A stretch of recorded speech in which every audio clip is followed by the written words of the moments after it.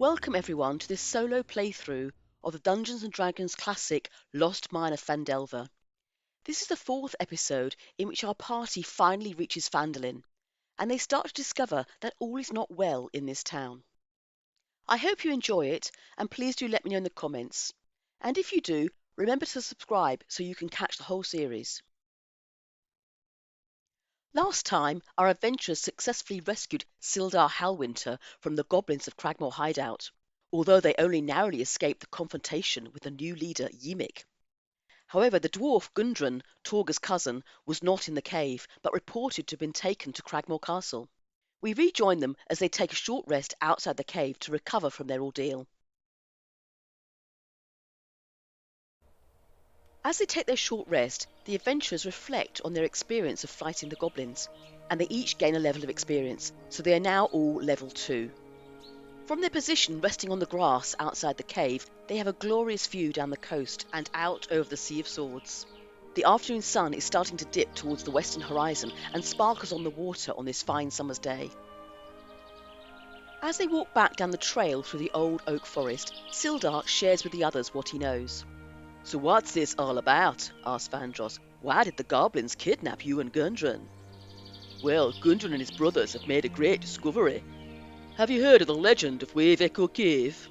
"I have," says Vandross. "I thought it was just a myth." "No, the cave exists, and Gundren, Thaden and Nundro recently found the entrance. The cart of supplies you've been escorting are for the expedition to open up the mine again in the cave. But a shadowy figure known only in these parts as the Black Spider issued orders to the goblins to abduct Gundren and the map of the cave and take them to Cragmore Castle." "Oh yes," says Valenthe, "we heard about Cragmore Castle from the goblins. It's to the northeast in Neverwinter Woods." "Ah, good. You discovered more than I did about its location then." "And what's your interest in all this? Why have you come to Phandalin?" asked Merrick. He's clearly concerned that a person with some authority and standing in Neverwinter is getting involved in local Phandalin business. "Well, a colleague and friend of mine, the wizard Iarno Elbrek, travelled to Phandalin 2 months ago to establish order, but we've had no word from him, so I've come to investigate what happened." They arrive back at the site of the ambush and find the horse and cart still safely tied up there. Sildar sits next to Merrick as he drives the cart. He is still exhausted after his ordeal with the goblins and needs to rest. It is late afternoon by the time they arrive in Phandalin. The rutted track emerges from a wooded hillside, and they catch their first glimpse of the town. Phandalin consists of 40 or 50 simple log buildings, some built on old fieldstone foundations. There are signs of older ruins surrounding the new houses and shops, showing that this must have been once a much larger town in centuries past. Most of the buildings line the sides of the cart track, which widens out into a muddy main street of sorts. To the east is a ruined manor house on a hillside overlooking the town. As they approach, they see children playing in the street and townsfolk tending to chores or running errands. They pull up the wagon outside Barthen's Provisions and all get off. "I suggest we secure lodgings here in Phandalin," says Sildar. "I'm told the local Stonehill Inn is very quaint." "But Sildar," cries Torga, "we must press on to Cragmore Castle to save Gundren." "We need to gather our allies first, Torga," replies Sildar. "With this Black Spider involved, this could be dangerous. I need to discover what has happened to my friend Iarno. I'm sure you'll have important information for us. Believe me, Torga, the rescue of Gundren from the castle is my top priority. But we must rest now to regain our strength after the encounter in Cragmore Hideout." "But Gundren's life is under threat. We must act quickly," says Torga. "If the goblins or his spider wanted him dead, they would have killed him already," adds Merrick. "Besides, I for one have other fish to fry here in Phandalin." "It's getting late now, Torga," says Vandross. "You don't want to be heading off into the woods as it gets dark. We should rest up for the night." Torga can see she is outnumbered this time. "Okay, but we head out again as soon as we can." Sildar goes on to the inn, while the rest of them head into the store to get their reward. Barthen's Provisions is the biggest trading post in Phandalin. The shelves are stacked with all manner of basic goods, including some adventuring supplies. They are greeted by the owner Elmar, a lean and balding human male shopkeeper of about 50 years, with a kindly manner. Merrick goes straight up to the counter. "We brought your cart with all the supplies on. That'll be 10 gold, please." Merrick's face can hardly be seen now, as he has his hood pulled so far down over his face. "Oh, thank you kindly, young man," says Elmar, and he starts to count out the gold. "Though it's not my cart and supplies. These for Gundren's exciting new expedition to open up the Lost Mine. Oh, you don't know, cries Torga. Gundren has been kidnapped by goblins. We just rescued his friend Sildar from the little bastards in Cragmore hideout. We're going to the castle tomorrow to get Gundren. Elmar looks shocked and worried.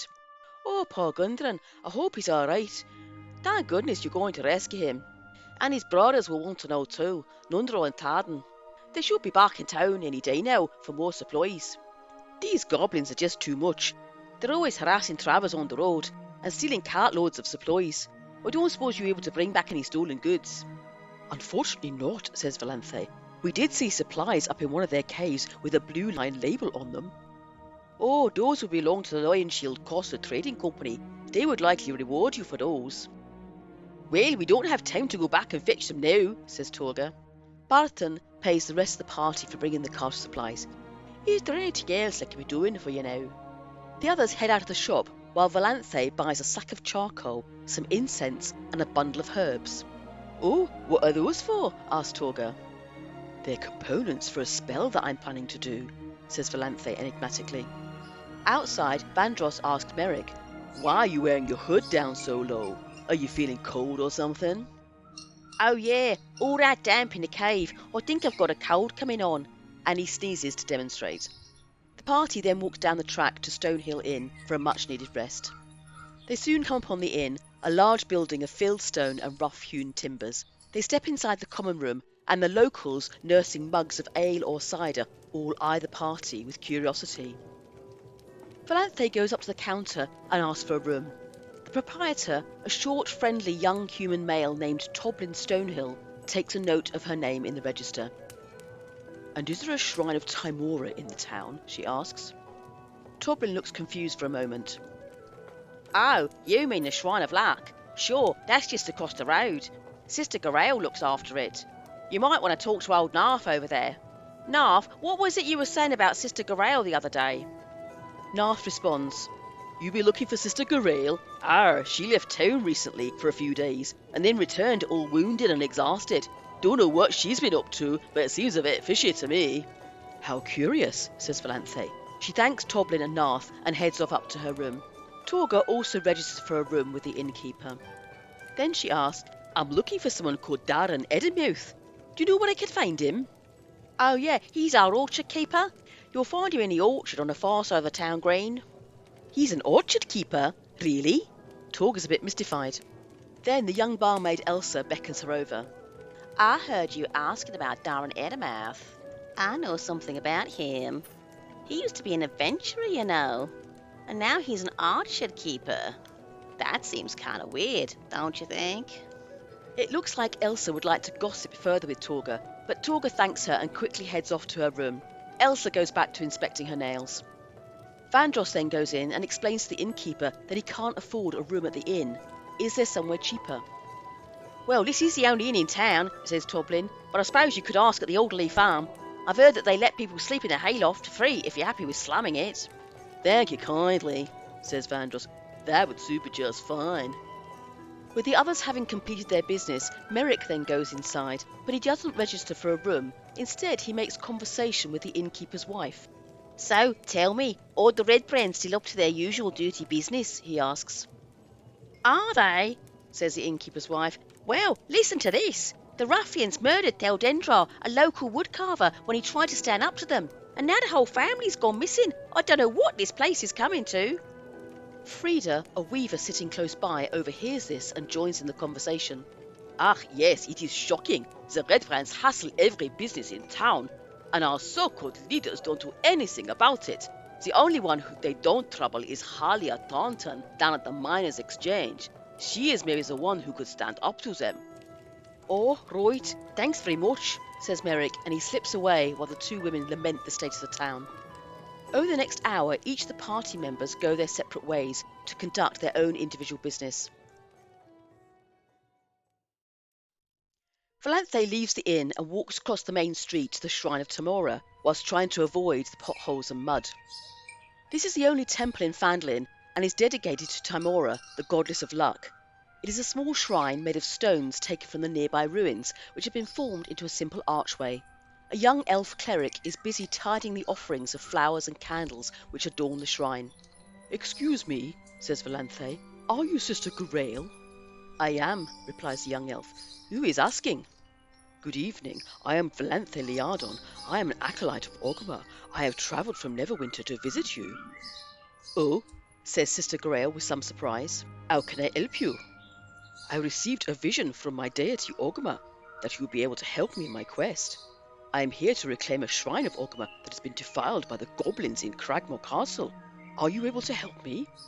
"I am sorry, I don't know anything about this shrine of Ogma, but there is something you could maybe help me with if you are heading out that way." "Oh, what's that?" replies Valanthe. "So I've been tasked with finding an ancient spellbook. There is a banshee called Agatha who has a lair north of Conyberry. It is said she knows where to find this spellbook. I recently tried to gain this information, but unfortunately Temura did not bless my venture, and I failed. Now I am too injured to return there.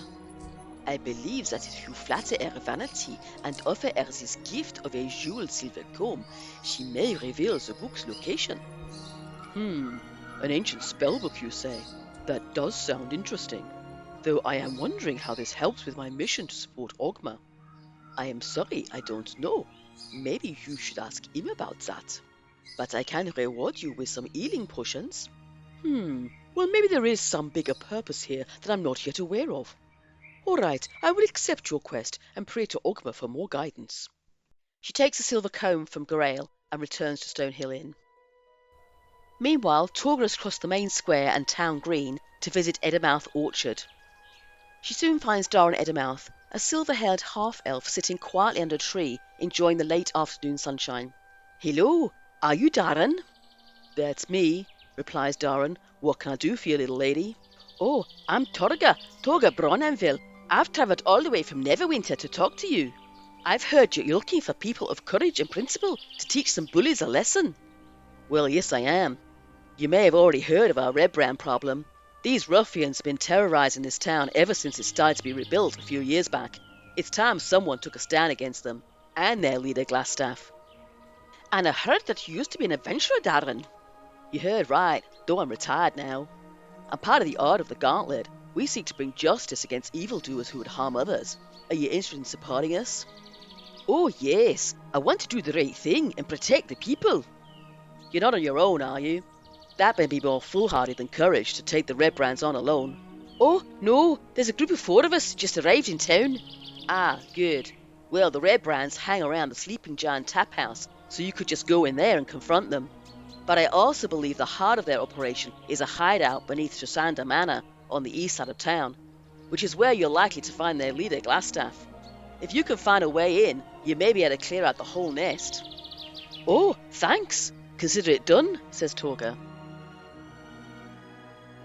Still wearing his backpack, Merrick has made his way down the Miners' Way to the Phandalin Miners' Exchange to talk to Harlia Thornton. The Miners' Exchange is a trading post where local prospectors have their valuable finds weighed, measured and paid out. Merrick enters the dim, cavernous room made of dark stone held up by large timbers and filled with mining equipment as well as barrels of various ores. He is greeted by Harlia, a sharp, efficient human woman with her dark hair cut into a short bob. She sits at her desk weighing out a piece of ore on a brass weighing scale. "Sorry, prospector. We are closed now. Come back tomorrow." "Oh, I'm not a prospector," says Merrick. "I've come to talk to you about the Red Brands." Harlia looks up with interest. "The Red Brands, you say?" "Oh, I've heard you're the only one who can stand up to them. Oh, I'd like to get even with their leader, Glassstaff. Can you help me?" "You want to get even?" "Yeah, let's just say I've got an old score to settle with the Red Brands and their leader." Harlia peers at Merrick.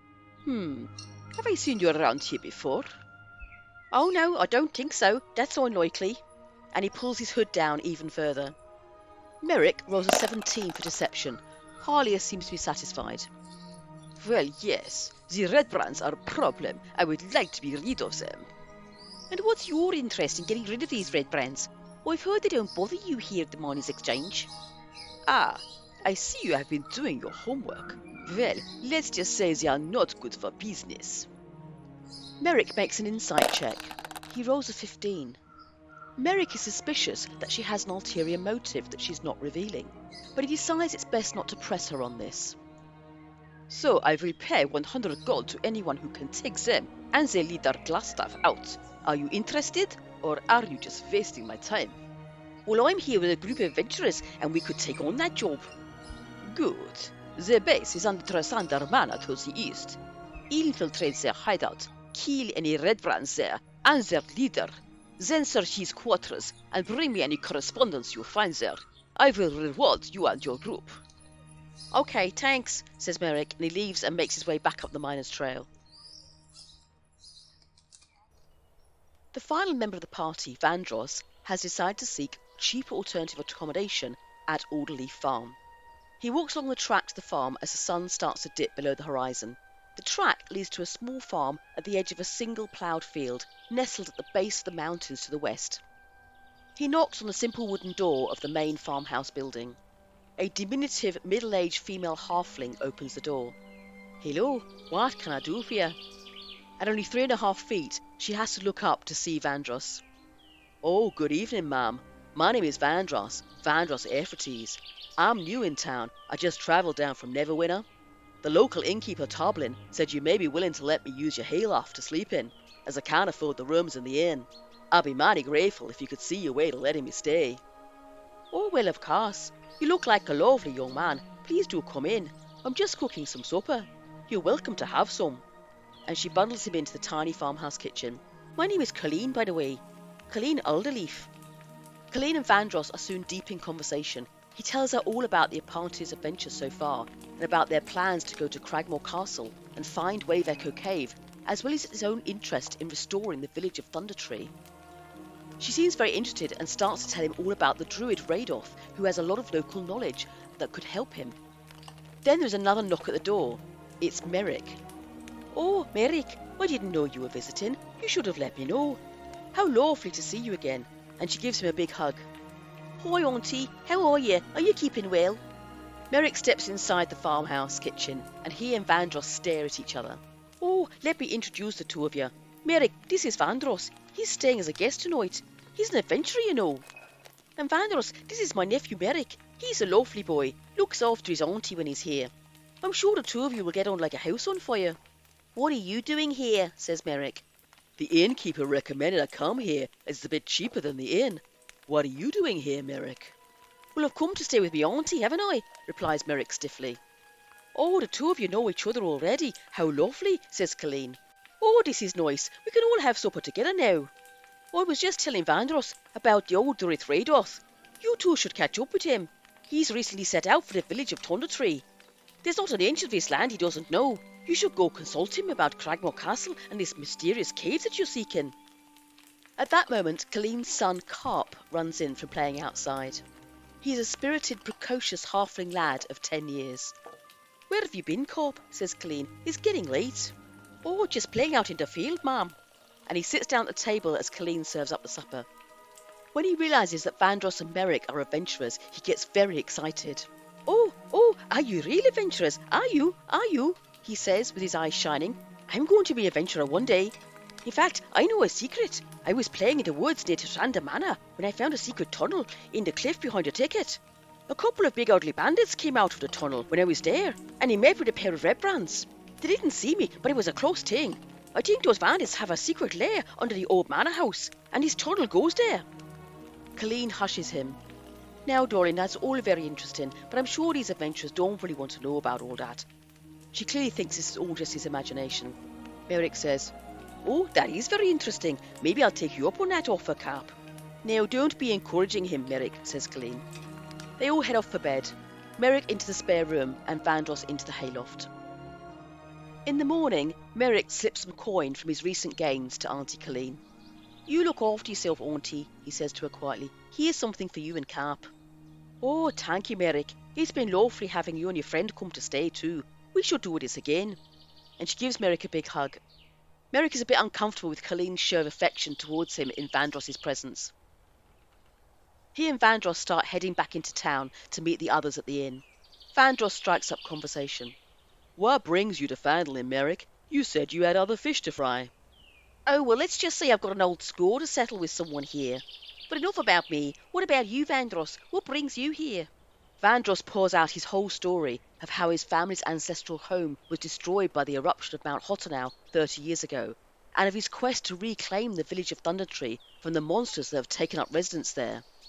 All Merrick can say is, Thundertree, but that's miles away. That's almost back to Neverwinter. I think you're on your own with that one, Vandross. They arrive back outside Stonehill Inn just as the others are emerging. It seems that Valanthe, Torga, and Sildar have just had breakfast together. Oh, hello, Merrick. You back? Says Torga. We didn't know where you'd gone off to last night. Oh, I found him down at the Ardley farm. His auntie lives there, says Vandross. Yeah, we're all happy families now, says Merrick.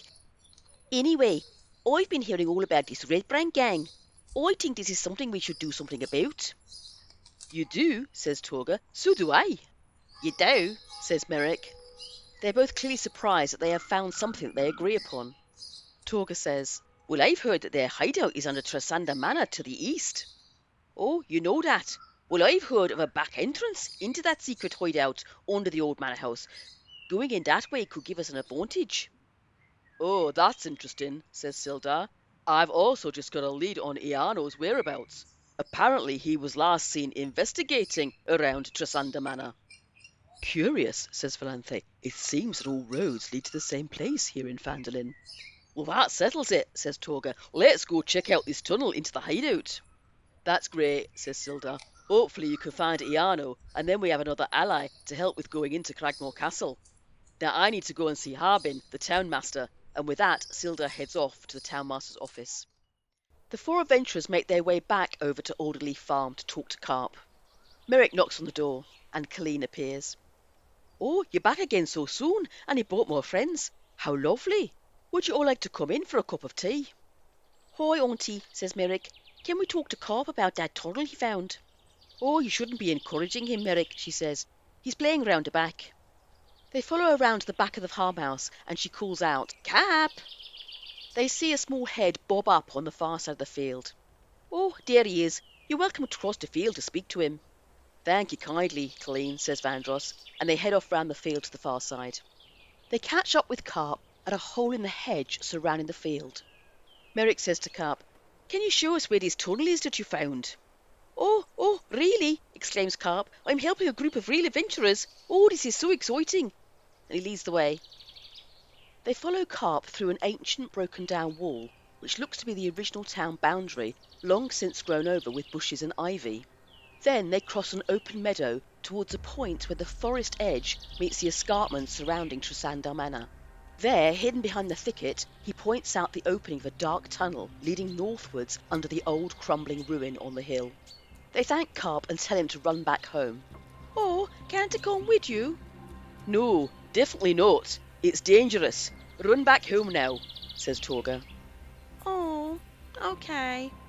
And he sprints back out of the thicket and across the meadow. And this is where we will leave our adventurers for now, as they prepare to enter the tunnel that leads into the Red Brand hideout under Trasanda Manor. Tune in again next time to discover what lies in store for them in the heart of the Red Brand stronghold.